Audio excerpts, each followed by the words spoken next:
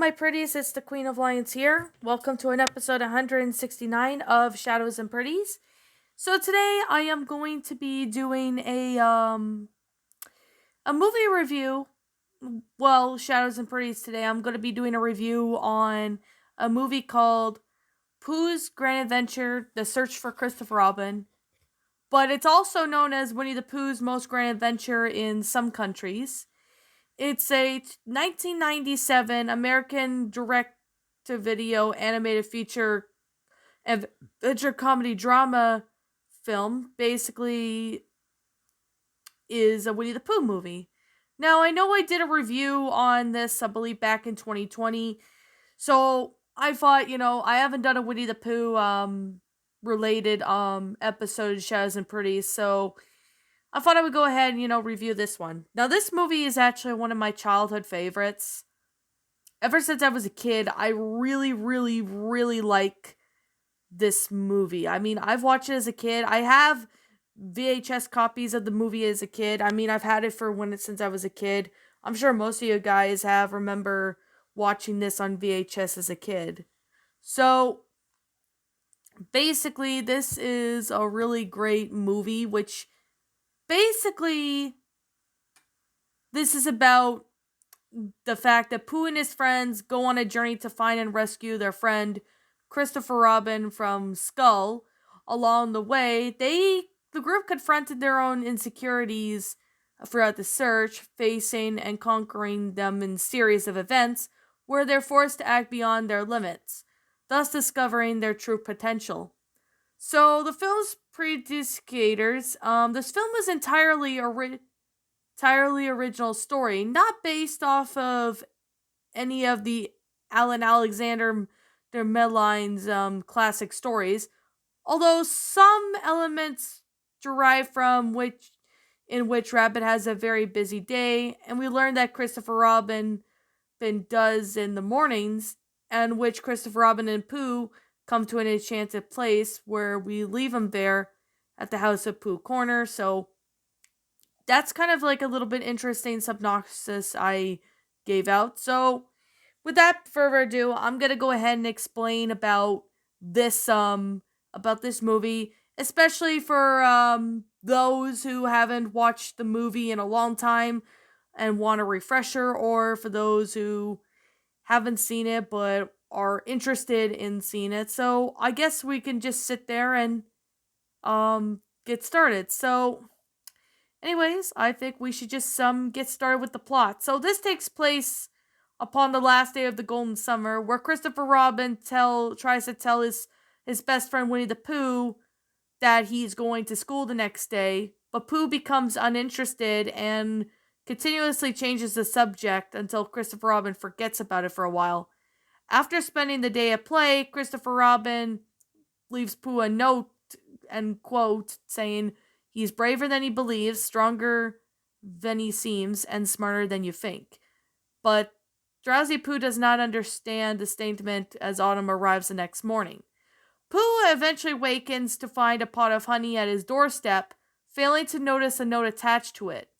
So after eating some contents of the staining the note in the honey, Pooh then decides to go search for Christopher Robin to ask about the honey pot, but it soon later on finds out that he is missing. Pooh's friends, Piglet, Tigger, Rabbit, and Eeyore, have not seen Christopher Robin either and cannot find or read what the note says attached to the honey pot. So they go to Owl's house for an advice, and although he is able to remove some of the honey from the note, Owl misinterprets it as a request for help from Christopher Robin.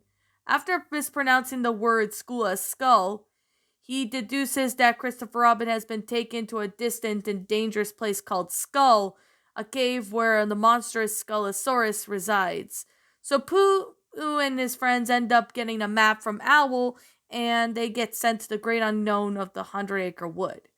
Throughout their journey through the great unknown, the group then hears strange noises behind them, which assists they always assume it's the Skullosaurus. The group then slowly begins to realize just how helpless they are without Christopher Robin in the outside world. Piglet, Tigger, and Rabbit come to believe that they cannot have courage, strength, or intelligence to respectively go on, although Piglet gets abducted by a swarm of playful butterflies in a tranquil field, leaving him feeling terrified and useless. However, Tigger falls into a deep gorge and is unable to bounce out to safety, eventually causing the others to dive in with him. While Rabbit continuously makes bad leadership decisions, following Owl's inaccurate map, Pooh tries to comfort them with advice Christopher Robin had given them, but unfortunately fails due to his inability to remember exactly what Christopher Robin said. So when Rabbit finally breaks down and admits that he has no idea where they were going, the group comes to terms with their failure and sulk in a nearby cave. When everyone goes to sleep, Pooh privately laments the pain that he experiences from losing Christopher Robin. So eventually the next morning, the five friends realize that they had spent the night in Skull Cave, and the group enters and splits up to find Christopher Robin. When Rabbit, Tigger, Piglet, and Eeyore eventually reunite, they're scared that Pooh's distorted reflection, and they walks into the distance behind a crystal wall. Mistaking Pooh for the Skullosaurus, Pooh winds up being stuck in a small crevices. With his friends believe that Pooh is dead, they discover that the Eye of the Skull is where Christopher Robin is supposedly trapped. They overcome their fears and doubts to reach it, observing his friends' teamwork. Pooh excitedly frees himself on the gap, only to slip down a long descent fall deep pit that is unable to escape. While he realizes that Christopher Robin is still with them in his heart, he then begins to realize that they're not together, just as Pooh, who realized that just as Christopher Robin promised, Rabbit, Eeyore, Tigger, and Piglet eventually enter the Eye and find Christopher Robin, who has been searching for them as well. He clears up Owl's misunderstanding note, saying that he wanted to explain to Pooh to help himself to the honey, and that he gave him the note he gave him was him going to school, which that's what Christopher Robin tried to tell Pooh earlier. So eventually they find out that the sound that were befalling them was Pooh's rumbling tummy, which indicating that the monster wasn't real.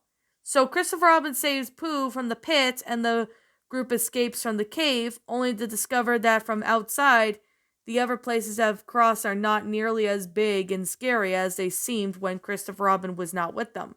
The frightening appearances were all just illusions, which I'm feeling or thinking it could be hallucinations. But yet again, I mean, that's kind of hard to say because I haven't watched this movie in like years.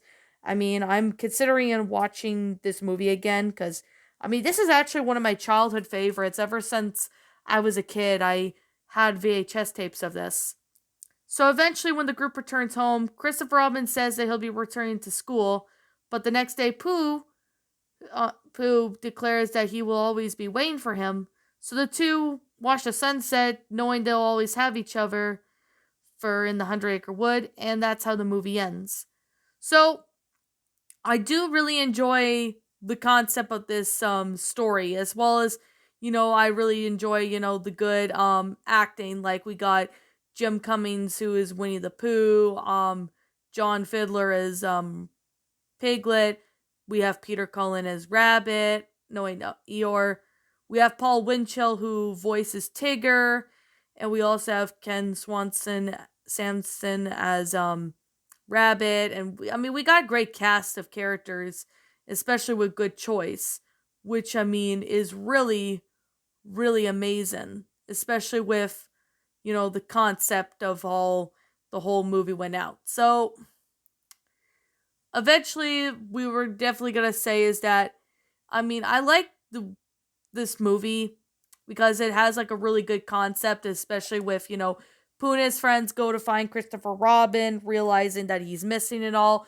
but it turns out he was not missing at all. I thought that was pretty a neat concept because, with Winnie the Pooh, they've done stuff like this in the past, and I honestly can say I can see that being the case.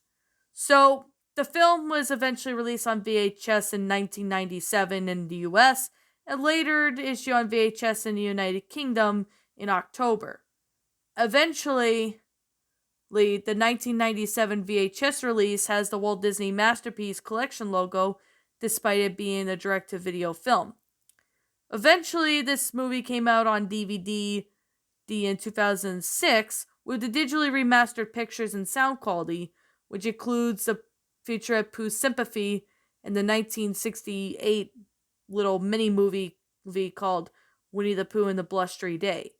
The film, alongside with Piglet's Big Movie, was released on Blu-ray for the first time as a Disney Movie Club exclusive on July 17th, 2018, to conclude with its belated 20th anniversary, and that the live-action Christopher Robin movie was to be released 2 weeks later. Now, I do plan to do a review on the Christopher Robin movie because, I mean, it's a pretty good one in my opinion, so I will have to say I do plan to review the Christopher Robin movie as well as Piglet's Big Movie, but that's going to be whenever I have the time. So elements of the plot, such as the skull and the misread map, were used in the 2001 video game called Party Time with Winnie the Pooh, which it's a video game. I've never played it, so I don't really know much. So the film's plot is primarily based on two A.A. Milne stories from The House at Pooh Corner, in which Rabbit has a busy day, and we learn that Christopher Robin does in the mornings, and which Christopher Robin and Pooh come to an enchanted forest, and we leave them there, which is pretty neat that they got, the source for it. I really like the songs in this story, such as Forever and Ever, played by, sung by Pooh and Christopher Robin. I mean, all the songs in there were just fantastic, especially with, the soundtrack of Winnie the Pooh. I mean, I've always liked this as a kid, so I definitely have to say it's pretty good for this. I really do find this to be fantastic, especially with the movie itself. So I really do have to say it's really awesome that they had sat there and took some inspiration and make it more realistic in a sense. I mean, it actually has a pretty good original storyline of Winnie the Pooh. So I guess with that being said, with that being the case, I really like this movie and I recommend you guys check this movie out if you haven't.